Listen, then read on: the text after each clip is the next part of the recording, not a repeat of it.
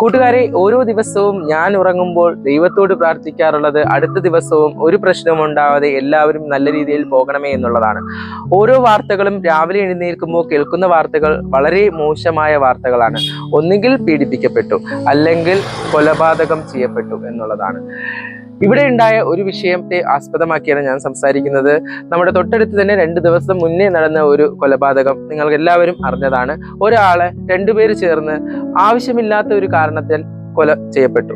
അത് എന്തിനാണെന്ന് ചോദിച്ചാൽ അവർക്ക് പോലും കൃത്യമായി അതിനുള്ള ഒരു കാര്യമില്ല. ചെറിയ നിസ്സാരമായിട്ടുള്ള കാര്യങ്ങൾക്ക് വേണ്ടിയാണ്. അത് എന്തുകൊണ്ട് ചെയ്യുന്നു എന്ന് ചോദിച്ചാൽ ലഹരിക്ക് അടിമപ്പെട്ടത് കൊണ്ടാണ്. എന്തൊക്കെ ലഹരി പദാർത്ഥങ്ങൾ യൂസ് ചെയ്യുന്നതെന്ന് അറിയില്ല, പക്ഷെ അത് ഉപയോഗിക്കുമ്പോൾ നമ്മളെ തന്നെ മറന്നു പോകുന്ന ഒരു അവസ്ഥയിലേക്കാണ് ഇപ്പോൾ സമൂഹം പോയിക്കൊണ്ടിരിക്കുന്നത്. അതിൽ നിന്നൊക്കെ ഒരു മോചനം വേണ്ടേ? ഞാൻ അങ്ങനെയാണ് സ്വപ്നം കാണുന്നത്. ഓരോ ദിവസവും ദൈവമേ, അടുത്ത ദിവസം ഒരു പ്രശ്നവും ഉണ്ടാകാതെ നല്ല രീതിയിൽ എല്ലാവരും പോകണമേ. തീർച്ചയായിട്ടും ഈ വീഡിയോ കാണുന്ന ഒരാളെങ്കിലും മനസ്സിലാക്കുക, നമ്മളെ മനസ്സിലാക്കുക എന്നുള്ളത്. നമ്മൾ അടുത്തിരിക്കുന്ന ആളിനടുത്ത് പെട്ടെന്ന് തോന്നുന്ന ഒരു ദേഷ്യത്തിൽ എന്തെങ്കിലും ചെയ്യുമ്പോൾ ആ ആൾ മരണപ്പെട്ടാൽ അദ്ദേഹത്തിന് ഒരു കുടുംബമുണ്ട്, അല്ലെങ്കിൽ ആ ആളിനൊരു കുടുംബമുണ്ട്.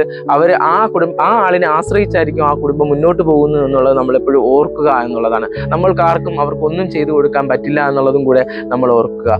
അറിയാതെ പറ്റുന്ന സംഭവങ്ങൾക്ക് അതുപോലും ബുദ്ധിമുട്ടായി അനുഭവിക്കുന്ന ഒരുപാട് ആൾക്കാരുണ്ട്. പക്ഷെ ഇത് അറിഞ്ഞുകൊണ്ട് നമ്മൾ ഒരാളെ ദ്രോഹിക്കുകയും കൊലപാതകം ചെയ്യുകയും ചെയ്യുമ്പോൾ എത്ര കാലം കഴിഞ്ഞിട്ടാണ് നമ്മളത് അതിനൊരു പരിഹാരം കണ്ടെത്തുന്നത് നമുക്ക് മനസ്സിലാവില്ല.